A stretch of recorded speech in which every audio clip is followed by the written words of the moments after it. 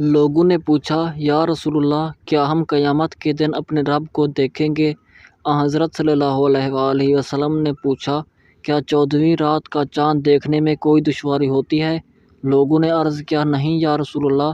پھر آپ صلی اللہ علیہ وآلہ وسلم نے پوچھا، کیا جب بادل نہ ہوں تو تمہیں سورج کو دیکھنے میں کوئی دشواری ہوتی ہے؟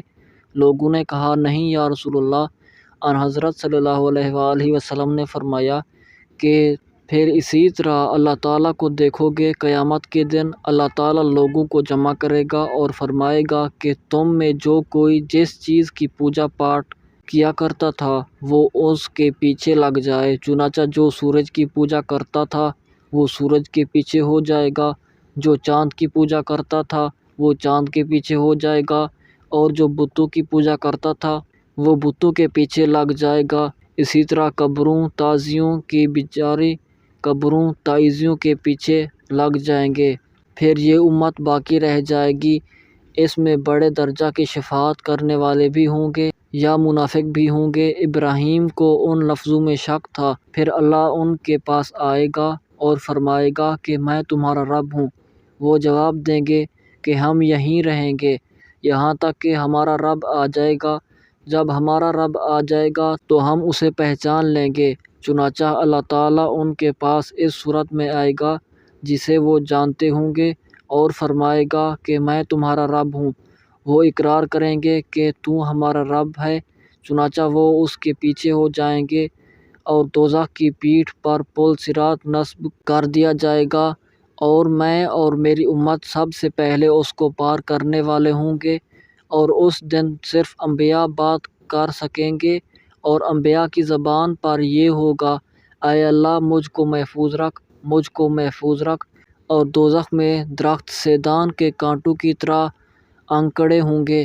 کیا تم نے سیدان دیکھا ہے؟ لوگوں نے جواب دیا کہ ہاں یا رسول اللہ۔ تو حضرت صلی اللہ علیہ وآلہ وسلم نے فرمایا کہ وہ سیدان کے کانٹوں ہی کی طرح ہوں گے، البتہ وہ اتنے بڑے ہوں گے کہ ان کا طول و عرض اللہ کے سوا اور کسی کو معلوم نہ ہوگا۔ وہ لوگوں کو ان کے اعمال کے بدلے میں اچک لیں گے، تو ان میں سے کچھ وہ ہوں گے جو تباہ ہونے والے ہوں گے، اور اپنے عمل بد کی وجہ سے وہ دوزخ میں گر جائیں گے، یا اپنے عمل کے ساتھ بندھے ہوں گے، اور ان میں سے بعض ٹکڑے کر دیے جائیں گے یا بدلہ دیے جائیں گے، یا اسی جیسے الفاظ بیان کیے۔ پھر اللہ تعالیٰ تجلی فرمائے گا، اور جب بندوں کے درمیان فیصلہ کر کے فارغ ہوگا، اور دوزخیوں میں سے جسے اپنی رحمت سے باہر نکالنا چاہے گا تو فرشتوں کو حکم دے گا کہ جو اللہ کے ساتھ کسی کو شریک نہیں ٹھہراتے تھے انہیں دوزخ سے باہر نکال لیں۔ یہ وہ لوگ ہوں گے جن پر اللہ تعالیٰ رحم کرنا چاہے گا، ان میں سے جنہوں نے کلمہ لا الہ الا اللہ کا اقرار کیا تھا۔ چنانچہ فرشتے انہیں سجدوں کے نشان سے دوزخ میں پہچانیں گے۔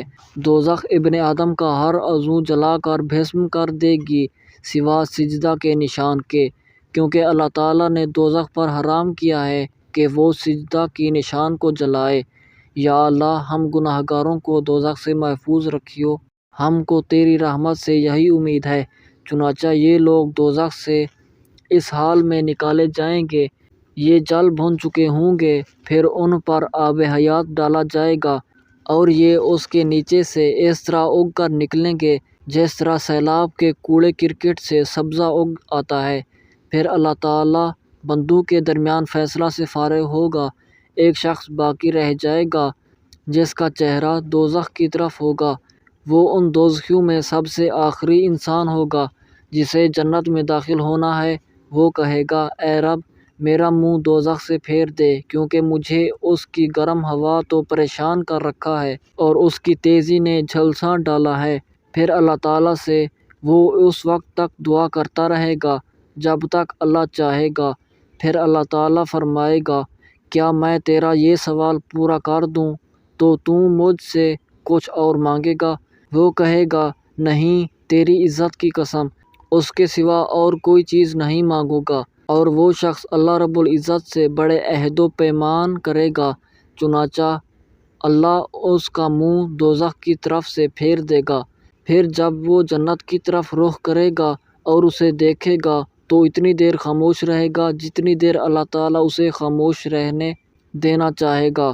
پھر وہ کہے گا اے رب مجھے صرف جنت کے دروازے تک پہنچا دے۔ اللہ تعالیٰ فرمائے گا کیا تو نے وعدے نہیں کیے تھے کہ جو کچھ میں نے دے دیا ہے اس کے سوا اور کچھ کبھی تو نہیں مانگے گا۔